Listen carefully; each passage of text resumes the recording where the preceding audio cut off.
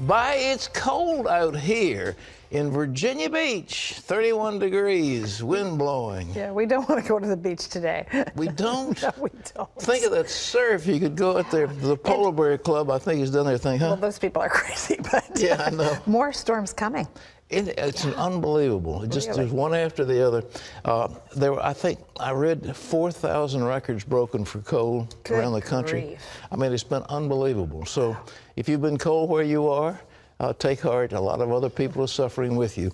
Well, it's cold in Sochi, but that's supposed to be because it's the Winter Olympics, and they got underway. And the Department of Homeland Security has a warning for international travelers.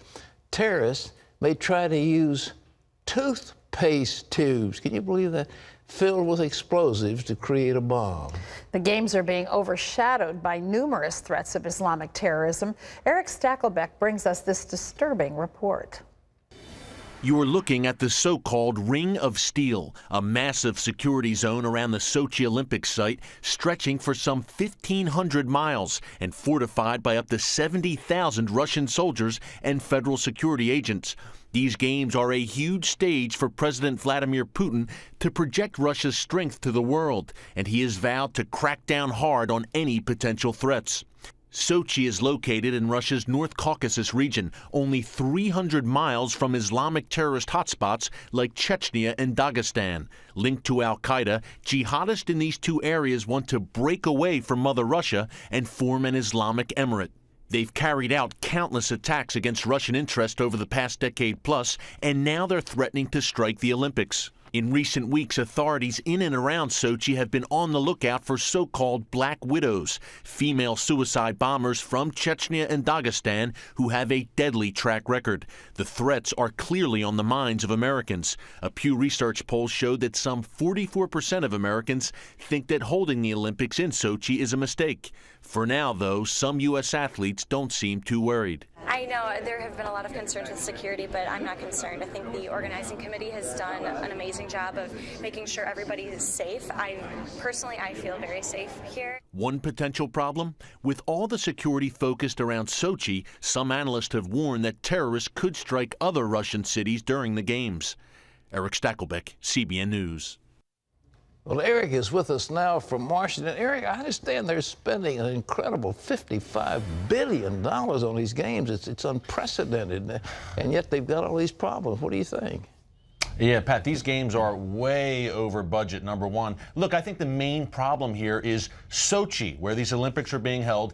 It's in the North Caucasus region of southern Russia, Pat, and that's just 300 miles from Chechnya and Dagestan. I don't know quite what the Olympic organizers were thinking to have the games in Sochi, but look, the close proximity to Chechnya. Pat, these are terrorist hotbeds. The people in Chechnya, Dagestan, they are linked to al-Qaeda, and it's not just a Russia thing for the Chechens now, Pat. Before, their main target was Mother Russia. They want to break away, form their own Islamic State. But now, Pat, we're seeing these Chechens pop up in jihadist hotspots around the world. Somalia, Pakistan. Pat, a few weeks ago, I talked to an intelligence source who told me in Syria, in the civil war there, some of the most bloodthirsty, violent jihadists on the ground are Chechens. They're beheading people. They're attacking Christians. So at the end of the day, the close proximity to Sochi is a big, big problem. And Pat, look, we've known that the Olympics were going to be held in Sochi for a few years now, right? We could have had a sleeper cell on the ground for the past year or two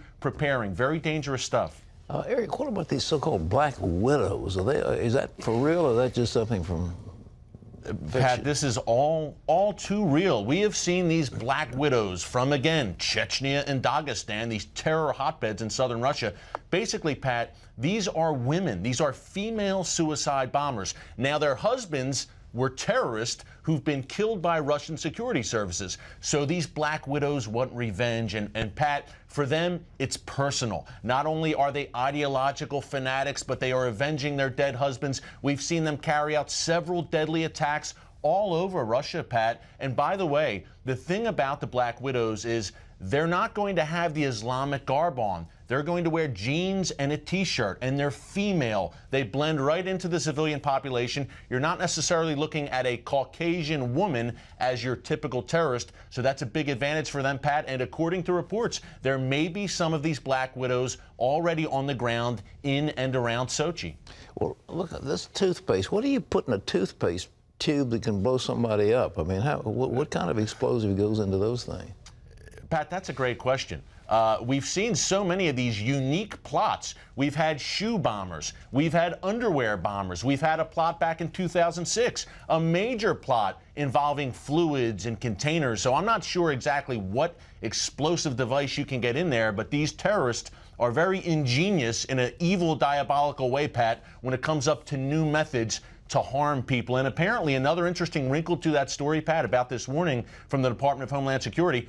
Earlier this week, French authorities arrested, yes, 2 Chechen women. Is there a link? Good question. I think another interesting point, Pat, with this toothpaste plot, I guess we'll call it, is look, again, the Chechens have been focused mainly on Russian targets, but if they're going to attack transatlantic flights, Pat, that means Americans and Europeans will be killed as well. So what's coming out of Chechnya, out of Dagestan, is going global. Personal question, last question. Would you go to the Olympics and be a spectator in Sochi? I don't know. I would go, Pat, to be a spectator if my children or a family member was participating. If I was an athlete, I would go. As just a casual spectator, I don't think I would go. I would let my child go because they've worked for it their whole life. I'd be there to support my child. But as a casual spectator, Pat, I think I'd find a little less dangerous place to be on my weekend. Please do. Eric, thank you so much. Thank you, Pat. Our terrorism analyst, very insightful. Well, here at home, the long, cold winter is greeting still worse problems for travelers. While other people have lost power in their homes. John Jessup has that story from Washington. Here's John. Pat, that's right. The relentless and bitter winter is battering the Northeast with 2 major storms in 2 weeks and now a 3rd on the way. Wednesday's storm delivered snow and tons of ice, making travel dangerous in more than 20 states, forcing the cancellation of thousands of flights and even shutting down a stretch of Michigan's I-94 after a chain of collisions. Been probably one of our worst days through this winter season. Nearly 1 million people don't have power today, most of them in Pennsylvania. Crews are working as fast as they can before the next storm moves in this weekend. Well, a leading congressman says the IRS was secretly trying to develop new regulations for conservative political groups. House Ways and Means Committee Chairman Dave Camp says the IRS and the Treasury Department were working on the rules last November away from public view. Camp wants all new regulations for political groups put on hold. He says his committee will fight any attempt to restrict the rights of people to organize and speak out. Conservatives want to know if the IRS has been targeting Tea Party and conservative political groups to hinder their efforts in elections. Pat? Our Jewish friends have a term, chutzpah, and the president had chutzpah squared when he was doing an interview with Bill O'Reilly. He said, oh, there's nothing wrong with the IRS. They have broken no law. There's nothing that we know, absolutely nothing. They're absolutely clean. And you have to ask the president, well, if they're so clean, how come Lois Lerner, the head of the exempt branch, took the fifth? What was the fifth about? It's supposed to be against self-incrimination of a crime. And she would not testify because of incriminating herself. And now the word is coming out that they have a whole plan to target conservative groups. Jay Sekulow can't be with us because he's got a trial going, but the American Center for Law and Justice is suing the IRS on this whole C4 problem that came up. And I think he'll be with us next week to tell more about his fight.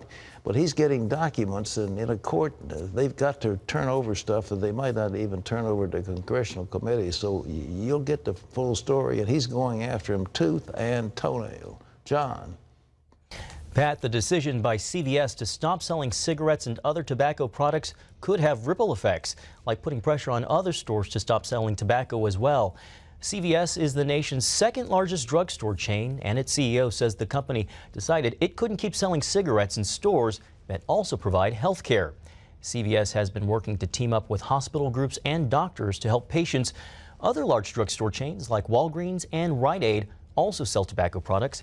Tobacco is responsible for nearly 500,000 deaths a year. Pat, that's quite a bold business move by CVS. It sure is. I mean, that's a $2 billion piece of their business. We're not talking about just, something incidental. I mean, $2 billion is a big hit to their bottom line. Now, that, of course, is retail. It's the total price. It isn't necessarily their profit, but that's a lot of money. And if Rite Aid picks up the same thing, Walgreens does the same thing, I mean, it'll put a dent in cigarettes and in tobacco. And I commend the CVS.